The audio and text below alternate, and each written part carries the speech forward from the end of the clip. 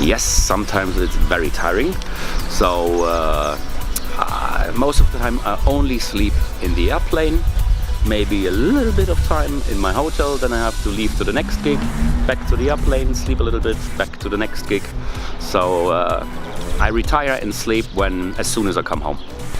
How did the passion of the electronic music start? My passion for electronic music started in the 80s, and when I was young. 15, 16, 14 years old, and in the 80s were lots of pop music already with electronic parts. Rif-Mix, by example, did lots, or Depeche Mode, Giorgiu Moroder, they all had electronic instruments, and so my passion started. And when I became older in the 90s, it developed to a musical movement like hippie times in the 70s. So it was like the new music, everybody had to go and to listen. What is techno music?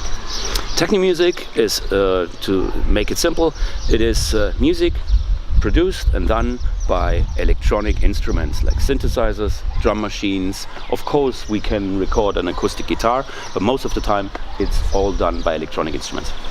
What is your style of techno music? My style of techno music is always a bit of melody.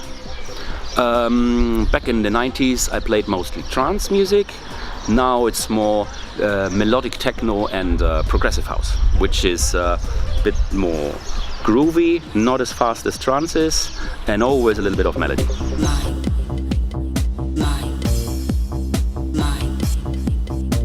How do you usually work in order to produce a piece of music? A piece of music is very difficult or very different.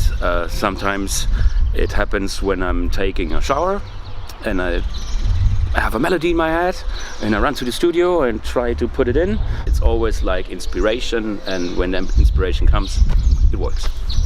Why did you choose to move to Sardinia?